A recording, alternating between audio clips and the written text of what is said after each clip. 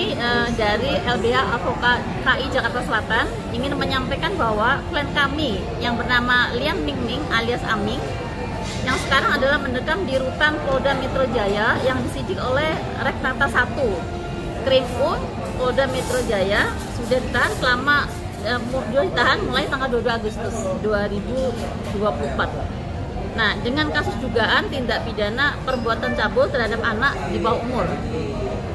Nah, yang disangkakan adalah dengan pasal 82 Junto 76E Undang-Undang Nomor 17 Tahun 2016. Ingat 5 tahun dan kemudian paling lama 15 tahun. Nah, kami hadir di sini adalah untuk pendampingan untuk membela klien kami yang bernama Lian Mingming tersebut. Oke, apa sih bukti yang menjerat klien ibu sendiri Lian Mingming? Nah, sebenarnya bukti belum ada ya Mas, baru itu dari pihak korban ya, tapi kami belum tahu persisnya seperti apa, jadi kami baru pendampingan nih Mas.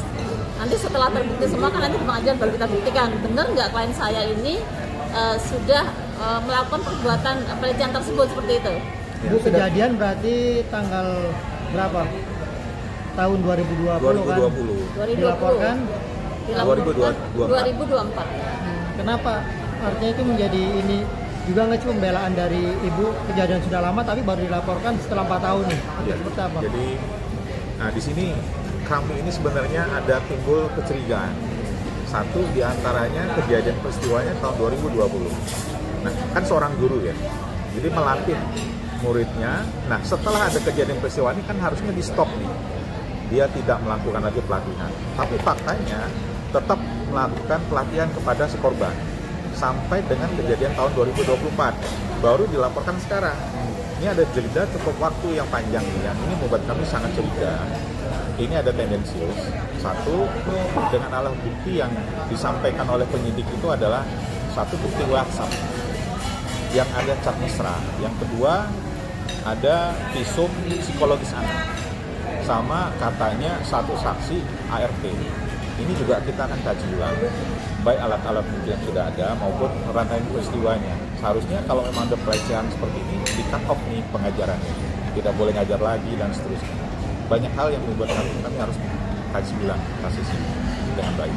Pak, chat mesra itu dari satu arah atau dua arah saling menanggapi atau seperti apa? Ada timbal baliknya, tetapi sebagian besar satu arah, tapi ada balasannya. Nah, dari situ tuh juga nggak yakin bahwa ini memang benar-benar chat mesra sepihak atau memang ada respon. Tapi faktanya ini yang membuat kami sangat curiga. Ini hanya sepotong ya, nggak secara utuh kita dapatkan chat. Ini yang kita perlu kaji ulang dari bukti. Ini kan kejadian tahun 2000 Pak, terus 2003 akhirnya dia masih terus 2020. Nah, pelapor ini akhirnya masih ada di sana gitu, artinya masih ngajar, betul. Masih ngajar ya. Terlapor Pak. Betul. Pelapor pengajar masih berinteraksi dalam satu kegiatan pengajaran. Artinya dia masih tetap stay di situ ya. Betul. Berarti ada indikasi kalau ini nggak apa ya, mungkin suka sama suka atau gimana sih Pak? Indikasinya seperti itu. Cuman kami belum berani ngomong. Kita harus berdasarkan hasil pemeriksaan, kita kaji ulang sejauh mana nih validitas dari visum psikologisnya. Harusnya kan kalau orang merasa trauma, dia kan stop nih, baru dia lapor. Tapi faktanya nggak seperti ini. Dia tetap lanjutkan itu pelatihan sampai dengan sekarang, dan ya kami melihatnya ada unsur like and dislike ya, atau tanda kutip pribadi ya. Pak, berarti klien Bapak sekarang ini ditahan sudah berapa lama? Perpanjangan 14 hari ya. Klien kami ditahan dari Agustus Pak, dari tanggal 22 Agustus 2024. Sudah 20 hari berarti atau? Belum 20 hari Pak ya, dari 22 Agustus sekarang. Di tahanan Polda? Betul.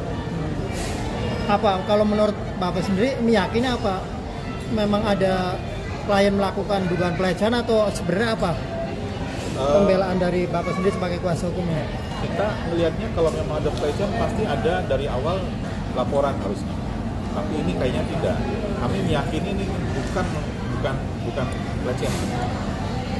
Ada dua arah ya. Oh, artinya suka ya Pak ya? Ya, persoalannya di bawah umur ya. Itu persoalannya.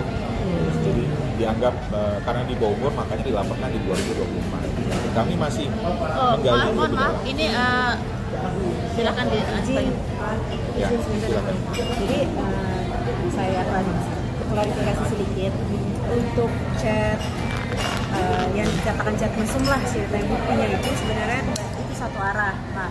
Ya. Nah, untuk ada satu chat itu memang dia cuma hanya bercanda seperti itu. Nah, untuk yang lainnya sebenarnya indikasi dari klien kami tidak suka sih, kalau saya nggak ada yang lebih daripada tidak ada yang lebih dari sekedar pengajar dengan muridnya seperti itu. Tidak ada tensius macam-macam. Iya. Tapi nggak ada indikasi ketemu di luar gitu, nggak ada Mbak ya? Memang ketemunya hanya di lokasi latihan aja gitu ya? Jadi kebetulan kan ini kan waktu zaman COVID ya, Kak ya. Zaman COVID itu jadi dia private, dia dipanggil ke rumah. Jadi latihannya pun di rumah, nggak di mana-mana. Yang di situ ada mbaknya juga, pembantunya juga seperti itu kan. Kayak gitu. Dan bahkan pernah satu kali papahnya juga pernah ikut lihat dia latihan seperti itu sih. Kali kalau misalnya keluar itu pun kalau misalnya lagi ada kejuaraan, dia kan suka ikut kejuaraan seperti itu ya. Nah cuma itu aja sih. Berarti apa latihan apa sih Mbak? Wing Chun. Iya, bela diri lebih pangan kan. Iya. Nah, itu sih. Dan terlapor ini memang sudah lama juga ya menjadi guru Wing Chun itu ya? Kalau untuk menjadi guru Wing Chun itu lama, cuma baru menjadi gurunya anak tersebut itu sekitar, kalau kejadian ini ya Pak ya, dari kejadian ini 2 bulan 2 minggu dari kejadian itu, tapi terus dia sampai 2021 dan itu berhentinya pun bukan karena ada masalah apa-apa, itu anaknya itu memang pergi ke Amerika seperti itu. Terakhir pun anaknya pergi ke Amerika pun dianterinnya, salah satunya dia ada yang ikut nganterin kayak gitu. bandara, Iya. airport ya. Oke, berarti perjuangan dari tim kuasa hukumnya apa nih untuk membebaskan lah dari tuduhan?